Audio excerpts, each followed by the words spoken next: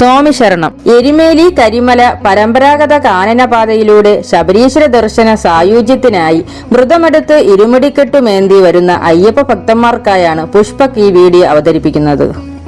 മണ്ഡലകാലത്തും മകരപൂജാ കാലത്തും മാത്രം പ്രവേശനം അനുവദിക്കുന്ന വിശ്വാസവും ചരിത്രവും പ്രകൃതിയും സംഗമിക്കുന്ന പെരിയപാത എന്നും അറിയപ്പെടുന്ന ഈ പരമ്പരാഗത കാനനപാത ശ്രീ അയ്യപ്പനും സംഘവും മഹിഷി നിഗ്രഹം കഴിഞ്ഞ് ശബരിമലയിലേക്ക് പോകാനായി സ്വീകരിച്ച വഴിയാണ്.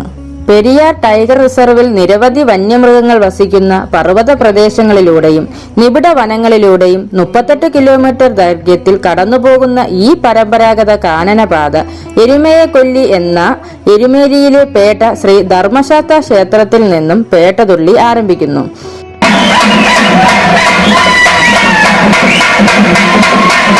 മഹിഷിയെ വധിച്ചതിന് ശേഷമുള്ള ജനങ്ങളുടെ സന്തോഷത്തെ അനുസ്മരിപ്പിക്കുന്നതാണ് പേട്ടതുള്ളൽ. ഭക്തന്മാർ ശരീരത്തിൽ നിറങ്ങൾ പൂശുകയും ആയുധങ്ങളുടെ മാതൃകകൾ കയ്യിലേന്തി നൃത്തം ചെയ്ത് വാവർപള്ളിയും സന്ദർശിച്ച് എരുമേലി ശ്രീ ധർമ്മശാസ്ത്ര ക്ഷേത്രത്തിലെത്തുകയും അവിടെ വലിയതോട് അരുവിയിൽ കുളിച്ചു തൊഴുത് ശബരിമല കയറാനുള്ള അയ്യന്റെ അനുവാദവും വാങ്ങി യാത്ര തുടരും. എരുമേലിയിൽ നിന്ന് കുമ്മിളി റോഡിലേക്ക് 3.5 കിലോമീറ്റർ യാത്ര ചെയ്താൽ പേരൂർ തോട്ടിൽ എത്തിച്ചേരാം. പേരൂർ തോട്ടിനപ്പുറത്തു നിന്നാണ് അയ്യപ്പന്റെ പൂങ്കാവനം ആരംഭിക്കുന്നത്. ഭക്തർ ഇവിടെ ഭിക്ഷ നൽകുകയും പേരൂർ തോട്ടിലെ മീനുകൾക്ക് അരിയും കൊടുത്ത് ഇരുമ്പൂന്നിക്കര ശ്രീ ശിവക്ഷേത്രവും ശ്രീ ബാലഭദ്രാദേവി ക്ഷേത്രവും ദർശിച്ച് 3 കിലോമീറ്റർ കൂടി യാത്ര പൂർത്തിയാക്കിയാൽ വനത്തിലേക്കുള്ള എൻട്രി പോയിന്റായ കോയിക്കക്കാവ് ഫോറസ്റ്റ് ചെക്ക് പോസ്റ്റിലെത്താം. വനംവകുപ്പിന്റെ നടപടിക്രമങ്ങൾ പൂർത്തിയാക്കി ഉച്ചയ്ക്ക് 1 മണിവരെ മാത്രമേ ഈ ചെക്ക് പോസ്റ്റ് കടന്ന് പ്രവേശനം അനുവദിക്കാറുള്ളൂ. ചെറിയൊരു കയറ്റവും താണ്ടി മുളങ്കാടുകളും തേക്ക് തോട്ടങ്ങളും തോടുകളും പിന്നിട്ട് 3 കിലോമീറ്റർ യാത്ര ചെയ്താൽ ശ്രീ സുബ്രഹ്മണ്യ ഭഗവാന്റെയും അയ്യപ്പസ്വാമിയുടെയും പ്രതിഷ്ഠയുള്ള തലപ്പാറ മലയിലെ അരശുമുടി കോട്ടയിലെത്താം. പാറത്തോട് ചെക്ക് ഡാമിന്റെ അരികിലൂടെ കയറ്റിറക്കങ്ങൾ ഇല്ലാത്ത വഴികളിലൂടെ 3 കിലോമീറ്റർ കൂടി യാത്ര തുടർന്നാൽ മലയരയ മഹാസഭയുടെ നിയന്ത്രണത്തിലുള്ള കാളകെട്ടി ശ്രീ ശിവപാർവതി ക്ഷേത്രത്തിലെത്താം. മഹിഷി നിഗ്രഹത്തിന് സാക്ഷിയാകാനെത്തിയ സ്വാമി അയ്യപ്പന്റെ പിതാവ് ശ്രീ പരമശിവ ഭഗവാൻ തന്റെ വാഹനമായ നന്ദിയെ കെട്ടിയ സ്ഥലം എന്നതാണ് ഇവിടത്തെ ഐതിഹ്യം. ഗതാഗത സൗകര്യമുള്ള കാളകെട്ടി ക്ഷേത്രത്തിൽ നിന്നും ടാറിട്ട റോഡിലൂടെ 1 കിലോമീറ്റർ യാത്ര പിന്നിടുമ്പോൾ അഴുതാക്കടവിലെത്താം.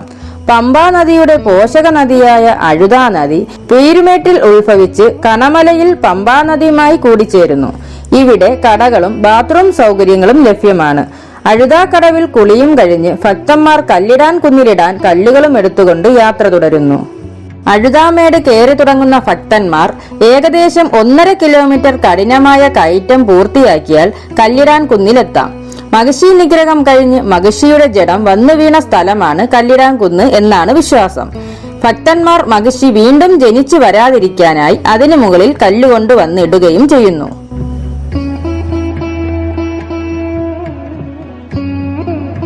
വീണ്ടും 1 കിലോമീറ്റർ ദൂരം കൂടി കയറ്റം കയറി അഴുതാമേടിന്റെ മുകളിൽ എത്തിയാൽ ഇഞ്ചിപ്പാറ കോട്ടയിലെ ധീരനായ ആദിവാസി യോദ്ധാവും പുണ്യവനങ്ങളുടെ സംരക്ഷകനുമായ ഉടുമ്പാറ വില്ലന് സമർപ്പിച്ച ക്ഷേത്രവും ശ്രീകോട്ടയിൽ ശാസ്താ ക്ഷേത്രവും ദർശിക്കാം. ഇഞ്ചിപ്പാറ കോട്ട ക്ഷേത്രവും മലയരയ മഹാസഭയുടെ ഭരണ ചുമതലയിലുള്ളതാണ്. ഇഞ്ചിപ്പാറ കോട്ടയിൽ നിന്നും 1.5 കിലോമീറ്റർ ഇറക്കമിറങ്ങിയാൽ ഭക്ഷണത്തിനും വിരിവയ്ക്കാനും ഇലക്ട്രിസിറ്റിക്കും ഗതാഗതത്തിനും സൗകര്യമുള്ള മുക്കുഴി താവളത്തിൽ എത്തിച്ചേരാം. ഇതോടെ യാത്രയുടെ ഏകദേശം പകുതിയോളം ദൂരവും പൂർത്തിയാകുന്നു. മലയരയ മഹാസഭയുടെ ഭരണ ചുമതലയിലുള്ള മുക്കുഴി ശ്രീ ഭഗവതി ക്ഷേത്രവും ശ്രീ അയ്യപ്പ ക്ഷേത്രവും സന്ദർശിക്കാം. വിശ്വാസപ്രകാരം ശബരിമലയിലേക്കുള്ള യാത്രയുടെ ഇടയ്ക്ക് സ്വാമി അയ്യപ്പനും സംഘവും ഇവിടെ വിശ്രമിച്ചു എന്നാണ് കരുതപ്പെടുന്നത്. വൈകുന്നേരം 5 മണിവരെ മാത്രമേ ഇതുവഴി തീർത്ഥാടകരെ കടത്തിവിടാറുള്ളൂ. കാടിന്റെ കുളിർമ അനുഭവിച്ചും വളരെ ഇടുങ്ങിയതുമായ വഴികളിലൂടെ 2 കിലോമീറ്റർ ദൂരം കൂടി യാത്ര തുടർന്നാൽ വള്ളിത്തോട് താവളത്തിൽ എത്തിച്ചേരാവുന്നതാണ്. ഇവിടെ ഭക്ഷണത്തിനും വിരിവയ്ക്കാനും ബാത്റൂം സൗകര്യങ്ങളും കടകളുമുണ്ട്. 1.5 കിലോമീറ്റർ കൂടി സമാന രീതിയിൽ യാത്ര തുടർന്നാൽ വെള്ളാരം തെറ്റ താവളത്തിലെത്താം. ഇവിടെയും വിരിവയ്ക്കാനും ബാത്റൂം സൗകര്യങ്ങളും കടകളും മറ്റുമുണ്ട്. ഈ പാതയിലെ 8 താവളങ്ങളിലായി 200ഓളം താൽക്കാലിക കടകൾ വനംവകുപ്പിന്റെ സ്വാമി അയ്യപ്പ പൂങ്കാവന പുനരുദ്ധാരണ എക്കോ ഡെവലപ്മെന്റ് കമ്മിറ്റി മുഖേന ഭക്തന്മാർക്കായി നടത്തി വരികയാണ്. ഇവിടെ ലഭ്യമാക്കുന്ന എല്ലാ സാധനങ്ങളും തലചുമടായി മാത്രമാണ് കയറി വരുന്നത്. അതിനാൽ എല്ലാ സാധനങ്ങൾക്കും താരതമ്യേന ഒരൽപ്പം വില കൂടുതലാണ്.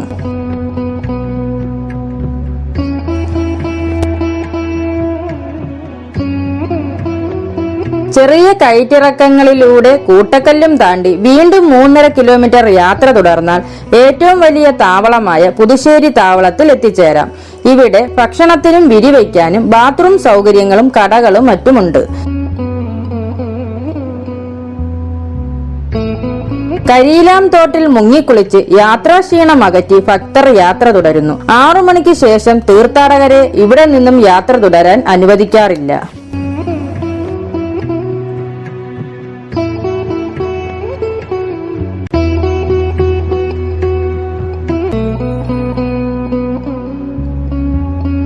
ഈ യാത്രയിലെ ഏറ്റവും കഠിനമായ ഘട്ടമായ കരിമല കയറ്റമാണ് ഇനി അടുത്തത്.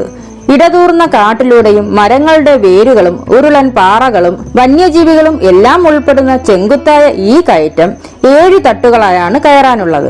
യാത്രയിൽ ഉടനീളം ആനയുടെയും മറ്റു വന്യജീവികളുടെയും ലക്ഷണങ്ങൾ കാണാവുന്നതാണ്. കരിമലയ്ക്ക് കരിമല എന്ന പേര് ലഭിക്കാൻ കാരണം ആനയുള്ള മല എന്ന അർത്ഥത്തിലാണ്. കരിമല കയറ്റത്തിൽ ഓരോ തട്ടിലും കുടിവെള്ളവും വിശ്രമിക്കാനുള്ള സൗകര്യവും ബാത്റൂം സൗകര്യവും ഒരുക്കിയിട്ടുണ്ട്.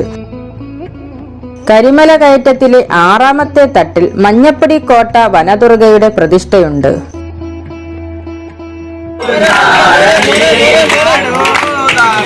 ഏകദേശം 4.5 കിലോമീറ്റർ ദൂരം പൂർത്തിയാവുമ്പോൾ ഭക്തന്മാർ 7ാം തട്ടായ കരിമല ടോപ്പിലെത്തും.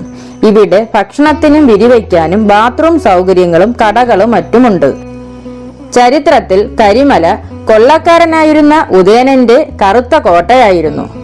ഇവിടെ വച്ചാണ് സ്വാമി അയ്യപ്പന്റെ സേനയിലെ കൊച്ചുകടുത്ത ഉദയനനെ വധിക്കുന്നത്. സ്വാമി അയ്യപ്പന്റെയും ഭടന്മാരുടെയും ദാഹം ശമിപ്പിച്ച നാഴിക്കിണറും ഇവിടെയുണ്ട്. കൂടാതെ കരിമലനാഥന്റെയും കരിമല ഭഗവതിയുടെയും കൊച്ചുകടുത്ത സ്വാമിയുടെയും പ്രതിഷ്ഠയും പുരാതന കാണിക്ക വഞ്ചിയും ഇവിടെ കാണാം.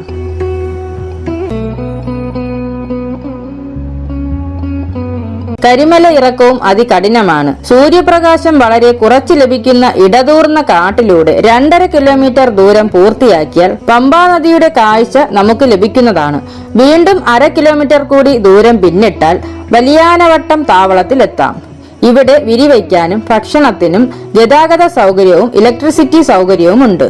വിശ്വാസപ്രകാരം ഇവിടെ വെച്ചാണ് മണികണ്ഠ ഭഗവാന് വളർത്തച്ഛനായ പന്തള രാജാവിന് ലഭിക്കുന്നത്. വലിയാനവട്ടം താവളത്തിൽ നിന്ന് 1.5 കിലോമീറ്റർ കൂടി ദൂരം പിന്നിട്ടാൽ ചെറിയാനവട്ടം താവളത്തിൽ എത്തിച്ചേരാവുന്നതാണ്. ഇവിടെയും എല്ലാ സൗകര്യങ്ങളുമുണ്ട്.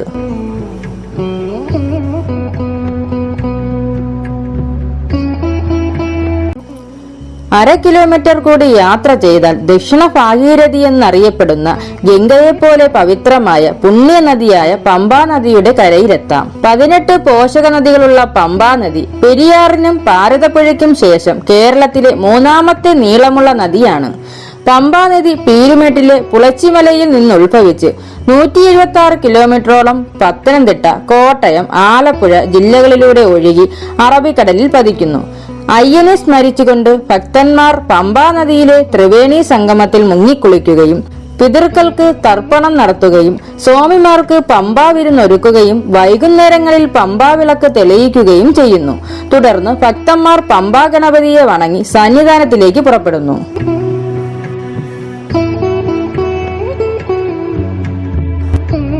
പന്തളം രാജാവിന്റെ പ്രതിരൂപവും ദർശിച്ച് പമ്പ ഫോറസ്റ്റ് ചെക്ക് പോസ്റ്റും പോലീസ് എയ്ഡ് പോസ്റ്റും കടന്ന് അല്പം മുന്നോട്ടെത്തുമ്പോൾ കല്ലുപാകിയ റോഡ്, നീലിമല റോഡ്, സ്വാമി അയ്യപ്പൻ റോഡ് എന്നിങ്ങനെ രണ്ടായി തിരിയുന്നു. ഇടതുവശത്തെ നീലിമല റോഡിലൂടെ അതികഠിനമായ കയറ്റം 1 കിലോമീറ്റർ പൂർത്തിയാക്കിയാൽ നീലിമല ടോപ്പിലെത്താം.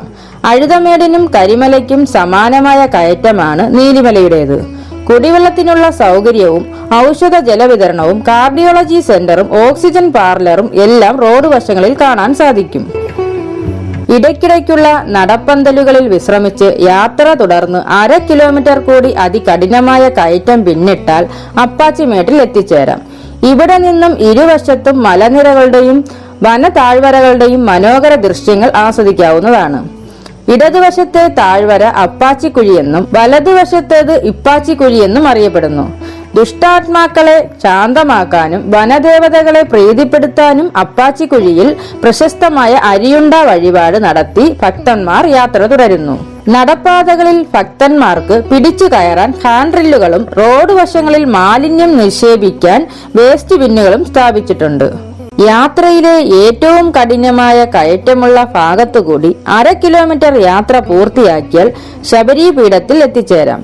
ഇവിടെ വച്ചാണ് ശ്രീരാമഭക്തയായ ശബരി എന്ന വൃദ്ധയ്ക്ക് ശ്രീരാമഭഗവാനിൽ നിന്നും ശാപമോക്ഷം ലഭിച്ചത്. അവരുടെ പേരിലാണ് ശബരിമല അറിയപ്പെടുന്നത്.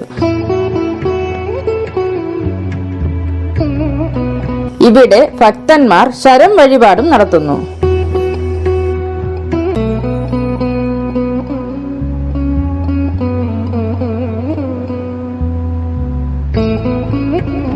അര കിലോമീറ്റർ കൂടി നിരപ്പായ പാതയിലൂടെ യാത്ര തുടർന്നാൽ നീലിമല റോഡും സ്വാമി അയ്യപ്പൻ റോഡും ചേരുന്ന മരക്കൂട്ട ഭാഗത്ത് എത്തിച്ചേരാം. വലിയ മരങ്ങളുടെ സാന്നിധ്യം ഉള്ളതുകൊണ്ടാണ് ഈ ഭാഗത്തിന് മരക്കൂട്ടം എന്ന പേര് ലഭിച്ചത്. കൂടാതെ കരിങ്കുരങ്ങുകൾ, സിംഹവാലൻ കുരങ്ങുകൾ, നാടൻ കുരങ്ങുകൾ, മലയണ്ണാൻ തുടങ്ങിയ വന്യജീവികളെയും ധാരാളമായി കാണാൻ സാധിക്കും.